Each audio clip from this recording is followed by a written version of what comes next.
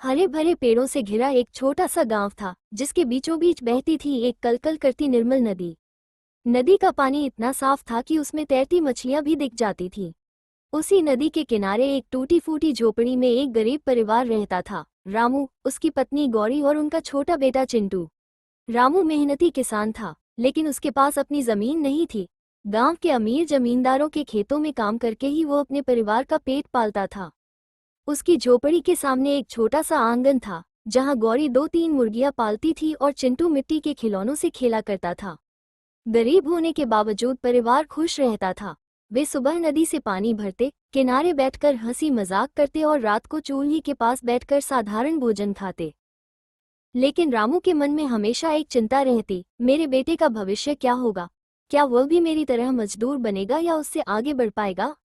बरसात का मौसम आते ही नदी उफान पर आ जाती थी।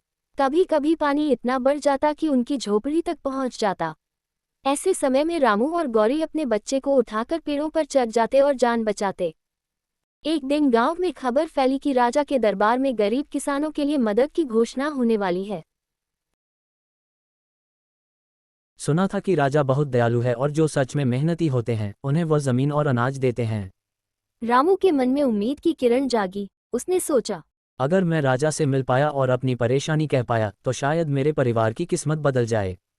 दरबार गांव से कई कोस दूर था। रामू के पास न तो बैलगाड़ी थी और न ही अच्छे कपड़े।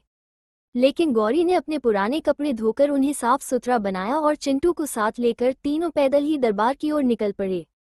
रास्ते में लोग तरह तरह की बातें कर रहे थे। राजा न्यायप्रिय है। सुना है जो झूठ बोलता है उसे सजा मिलती है। अगर सच कहो तो राजा जरूर मदद करेगा। इन बातों को सुनकर रामू का दिल और भी घबराने लगा, लेकिन उसने हिम्मत नहीं हारी। दरबार बेहद भव्य था। ऊंचे ऊंचे स्तंभ, चमकदार दीवारें और लाल कालीन पर बैठे थे राजा। उनके चारों ओर मंत्री, सैनिक और दरबारी बैठे थे। दरबार में भीड़ लगी थी। किसान, व्यापारी, कलाकार, सब अपनी अपनी फरियाद लेकर आए थे। रामू अपनी बारी का इंतजार करने लगा। चिंटू राजा को देखकर हैरान रह गया। अम्मा, देखो राजा के कपड़े कितने चमकीले हैं। गौरी ने उसे चुप कराया। जब रामू की बारी आई तो वह हाथ जोड़कर बोला, महाराज, मैं एक गरीब किसान हूँ। मेरी अपनी जमीन नहीं है, पर मैं मेहनत करता हूँ। मेरे पास बस एक छोटा सा परिवार है। बरसात में हमारी झोपड़ी नदी में डूब जाती है। कृपा करके मुझे थोड़ी सी जमीन दे दीजिए ताकि मैं मेहनत करके अपने परिवार का पेट भर सकूं। राजा ने ध्यान से रामू की बात सुनी। उन्होंने अपने मंत्री से कहा, जांच करो कि यह सच बोल रहा है या नहीं। कुछ सैनिक गांव जाकर लौटे और उन्होंने बताया, महाराज, ये सचमुच गरीब है। इसकी झोपड़ी नदी किनारे है और ये दिन रात मेहनत करता है। राजा मुस्कुराए और बोले, रामू, तुम्हारी ईमानदारी और मेहनत देखकर मैं प्रभावित हूँ। मैं तुम्हें 2 बीघा जमीन देता हूँ और बीज भी दिलवाता हूँ। मेहनत करो और अपने बेटे को अच्छी शिक्षा दो। रामू की आंखों में आंसू आ गए। उसने राजा को धन्यवाद दिया और वहां से घर की तरफ जाने लगे। कुछ ही दिनों बाद रामू को नदी किनारे थोड़ी सी जमीन मिल गई। उसने जी जान से मेहनत की और फसल उगाई। पहली बार उसके घर अनाज से भरा हुआ था। चिंटू अब भूखा नहीं सोता था और गौरी के चेहरे पर मुस्कान लौट आई थी। धीरे धीरे रामू ने अपनी झोपड़ी को पक्का घर बना लिया। चिंटू को गांव के स्कूल में दाखिला दिलाया।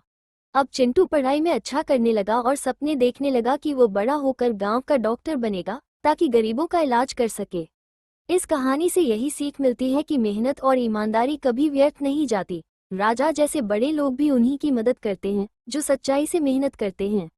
रामू का परिवार भले ही गरीब था, लेकिन उसकी मेहनत और सच्चाई ने उसकी किस्मत बदल दी।